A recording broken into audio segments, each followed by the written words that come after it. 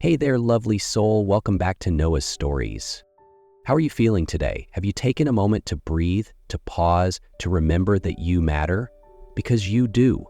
And sometimes all it takes is one story to remind us of that. Today's story is about two people, one hiding behind silence, the other trapped by expectation. It's about broken pieces, hesitant beginnings, and the quiet kind of love that doesn't show up with fireworks, but stays. So make yourself comfortable, maybe grab a warm drink, and let's dive into a tale where healing begins in the most unexpected way. Crystal chandeliers hung like icicles from the grand ballroom ceiling, casting fractured light across gowns and sharp tuxedos. Chicago in winter, where even handshakes felt cold. Clara Hayes sat quietly at the edge of the room, her ivory dress flowing over unmoving legs. She didn't belong here. Not anymore. Once a rising ballet star, she was now a woman people pitied or politely ignored. Her wheelchair was half hidden behind a large floral arrangement, a self-made refuge from a world that moved too fast. Ethan Caldwell, everyone in the room knew the name, had just arrived. Tall, polished, his eyes cold and unreadable. CEO of the Caldwell Group, heir to a media empire passed down after his father's sudden death. He stood at the center of it all, champagne in hand, nodding to greetings, but his gaze drifted, detached. A drunken man staggered across the floor, stumbling directly toward Clara. It happened fast, the glass tilting, the dark red liquid ready to spill onto her lap. A steady hand shot out, swift, sure, stopping disaster mid-motion. Ethan. He caught the man's arm, redirected the glass, his eyes fixed on Clara. "You don't have to play the hero," Clara said, her tone dry, sardonic. "Not a hero," Ethan replied, lips barely twitching. "Just didn't feel like cleaning wine off your dress tonight." She narrowed her eyes. He wasn't looking at her like she was broken, and that made her cautious, maybe even a little intrigued. 3 days after the gala, Clara heard a knock at her door. She wasn't expecting anyone. Her small apartment on Chicago's north side was usually quiet, the kind of quiet that settled deep. But when she opened the door, Ethan Caldwell stood there, hands in his coat pockets, gray eyes steady and unreadable. "We need to talk," he said, no greeting. Clara rolled back, arching a brow. "Most people start with hello." He stepped inside without waiting for an invitation. "I need to marry someone within 60 days. She laughed, short, sharp. "You're proposing to me right now? Where's the ring?" "No ring," he replied. "And this isn't about romance. It's a condition in my father's will. If I don't marry, I lose control of the company." Her face shifted from amusement to suspicion. "And I'm your best option?" "Yes." No hesitation. "You're not after my money. You don't care about my name, and I trust you." That last part stopped her cold. "You don't know anything about me. I know you don't want anything from me. That's enough." Clara froze. She didn't want to be part of anyone's deal, but her stepmother's voice echoed in her mind.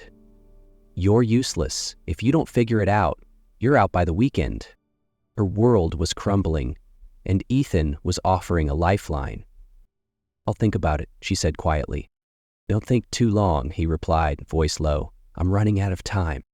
The wedding happened 2 weeks later, inside a historic hotel in the heart of Chicago. There were no romantic vows, no teary eyes, just silence and a sea of skeptical stares. Clara wore a simple white dress, no trailing lace, no veil. She sat tall in her wheelchair, chin lifted, her hands gripped tightly in her lap, pale knuckles betraying her nerves, but her eyes gave nothing away.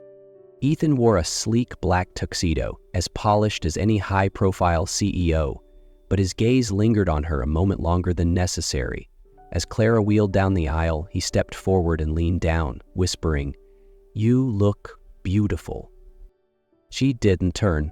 "You don't have to flatter me." "Not flattery," he murmured, "just the truth." The vows were brief, legally worded, precise. No grand declarations, no loud applause, a few polite nods, the soft click of camera shutters. After the ceremony, they moved through a quiet hallway. Clara remained silent. Ethan walking slowly beside her.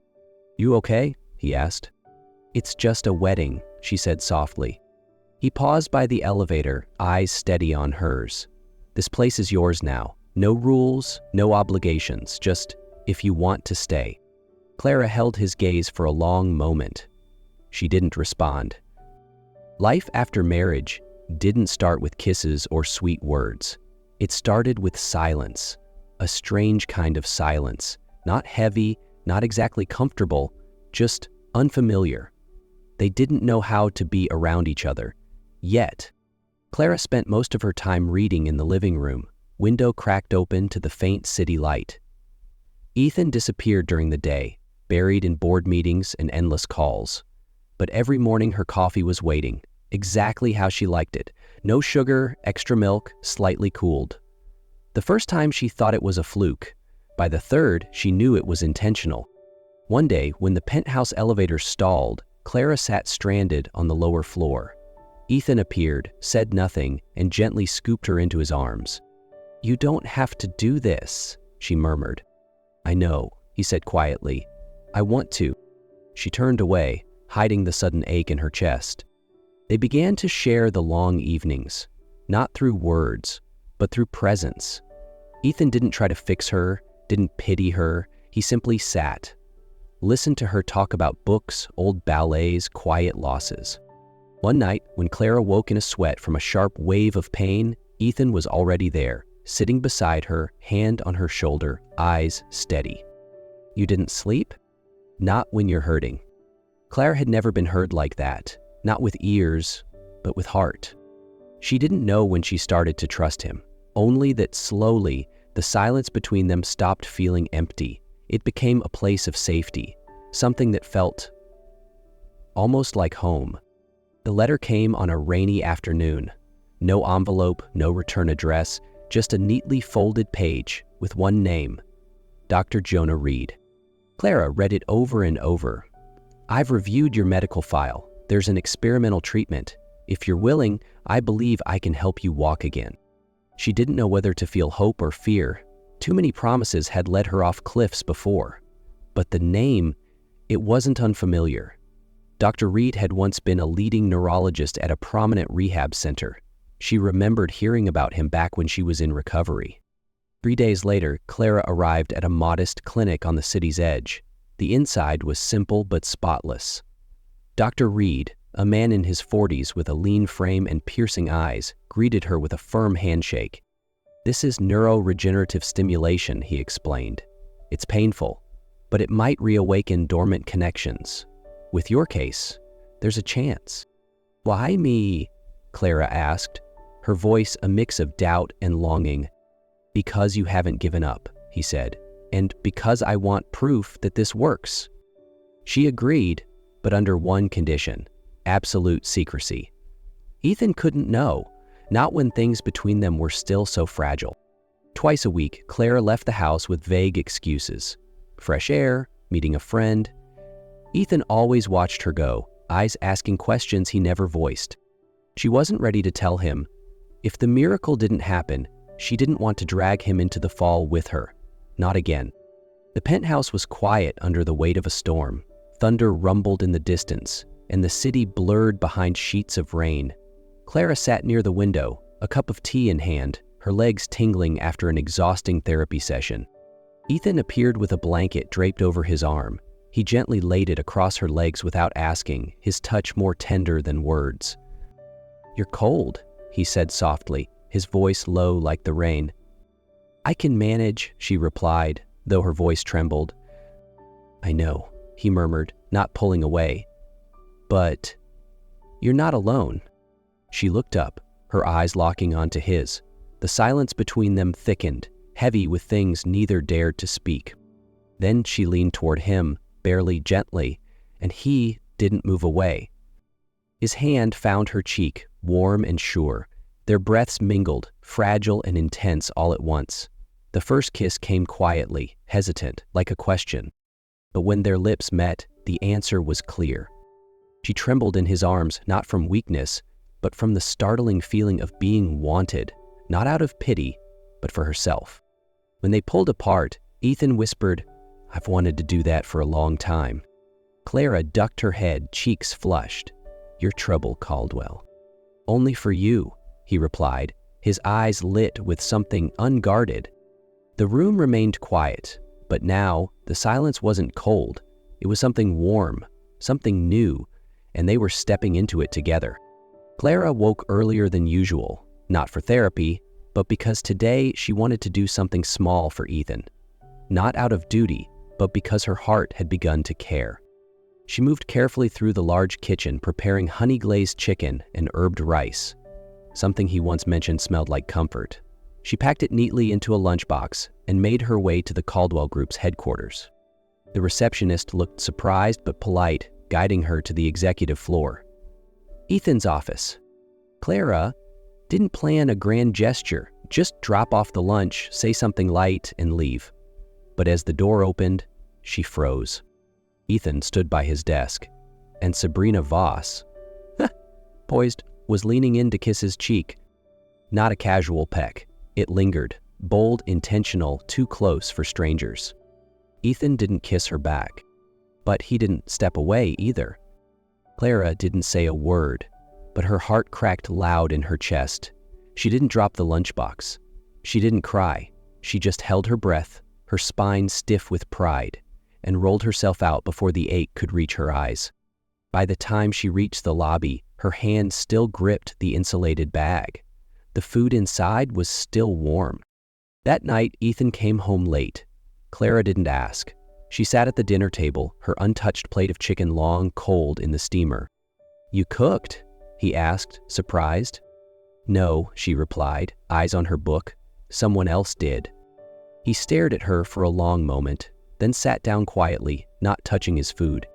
Clara bit her lip, eyes stinging. She didn't know what hurt more, the fact that he let Sabrina get that close, or the fact that she'd wanted to believe he was different. One evening, he sat beside her in the living room. "Clara," he said gently, "is something wrong?" She didn't look at him. "She's beautiful. Perfect, even." Sabrina." He was silent for a beat, then exhaled. "She came uninvited. I didn't call her, and nothing," he met her eyes. "Nothing happened. You didn't push her away. I didn't want to make a scene." "And what about me?" Clara's voice cracked. "Who am I in all this?" Ethan didn't move. "You're my wife." "On paper," she whispered. He stood, took a step, then stopped, his voice low and steady. "You think I kissed you because I had to?" She didn't answer, but inside, her heart whispered, "No." "I'm just scared I'll never be enough to be chosen." The 50th anniversary gala for Caldwell Group was a glittering affair held in a luxury hotel ballroom. Guests poured in like a river, cameras flashed, laughter and clinking glasses filled the space. Clara didn't know what pushed her to attend the gala that night. Maybe it was leftover anger, or maybe, deep down, she wanted to be seen. Not as a shadow behind Ethan, but as herself, whole, present. She arrived late, not from hesitation, but because she needed time. Not for makeup or dresses, for her heart. The ballroom glittered under golden chandeliers. Ethan stood among admirers, smiling, nodding, performing. And there she was, Sabrina, poised like she still belonged beside him. She didn't glance Clara's way, but Clara saw everything. Silently, Clara wheeled into the center of the room, eyes fixed. Conversation slowed. Light dimmed. She stopped, gripped the armrests. Her entire body trembled, not just with fear, but defiance. Slowly, from legs once declared useless, she rose.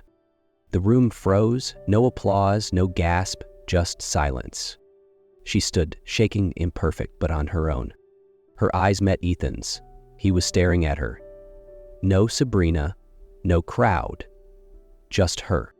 "You may not have chosen me," Clara said, voice breaking, "but I choose myself." And just as her legs gave way, Ethan surged forward, catching her in his arms. "I did choose you, Clara," he whispered, holding her tight. "You just didn't see it." Clara woke to the pale hum of hospital light. Everything was quiet. just the steady beep of the heart monitor. It took her a moment to remember the gala, standing, and then collapsing. Ethan sat by her bedside, his hand wrapped around hers. His eyes were red but focused. "You scared the hell out of me," he said softly. Clara nodded faintly. I really stood." "I know," he whispered, his voice breaking with awe. "I saw you. You're stronger than anyone I've ever known."